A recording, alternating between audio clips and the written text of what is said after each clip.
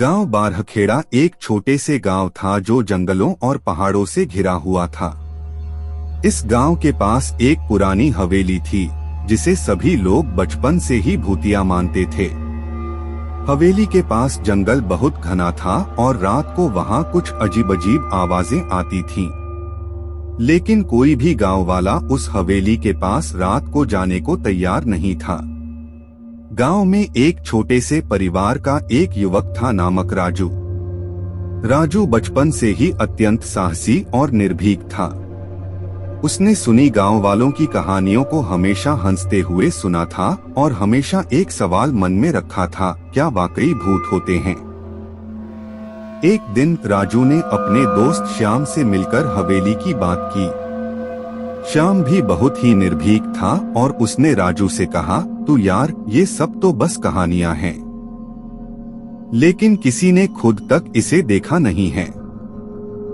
राजू ने निर्णय किया कि वह और श्याम रात को हवेली की ओर बढ़ेंगे और खुद देखेंगे कि क्या सचमुच हवेली में कुछ अजीब है या नहीं। रात के समय राजू और श्याम हवेली की तरफ बढ़े। हवेली का माहौल बहुत ही डरावना था। उन्हें लगा कि वह सिर्फ अपनी दिमागी भ्रांतियों के कारण इसे डरावना महसूस कर रहे हैं। वे हवेली के दरवाजे को खोलने के लिए तैयार हो गए। दरवाजे को खोलते ही हवेली की छत से एक अजीब सी आवाज सुनाई दी। आवाज कुछ ऐसा था जैसे कोई रो रहा हो, लेकिन वे ने इसे ध्यान नहीं दिया और आगे बढ़ते हुए कहते हैं, कुछ भी तो नहीं है, बस हवेली थोड़ी पुरानी है। हवेली के अंदर जाते ही राजू और श्याम ने एक अजीब सा महसूस किया। राजू ने कहा, कुछ अजीब है यहाँ। वे दोनों हवेली के कमरों की ओर बढ़े और एक कमर में से एक अजीब सी आवाज आने लगी। जैसे ही वे कमर की ओर बढ़े, उन्हें एक वृत्तीली औरत का चित्र नजर आया।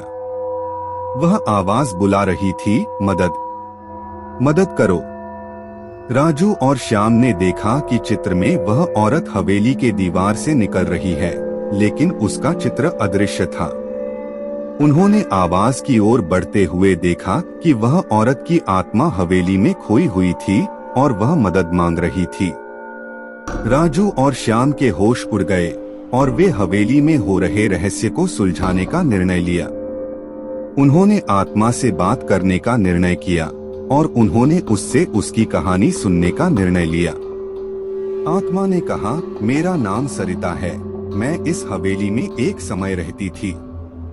मेरे पति ने मुझे यहाँ छोड़ दिया था और मैंने यहाँ आत्महत्या कर ली। मेरी आत्मा अब इस जगह से मुक्त होने के लिए तुम्हारी मदद चाहती है। राजू और श्याम ने आत्मा की कहानी सुनी और उन्होंने उससे कहा, हम तुम्हारी मदद करेंगे। हम इस मामले की जांच करेंगे और तुम्हारी आत्मा को मुक्त करेंगे।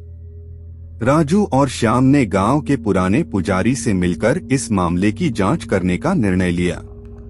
पुजारी ने एक पुरानी पुस्तक में बताया कि हवेली में सचमुच ही एक भूत था और उसकी आत्मा असंतुष्ट थी।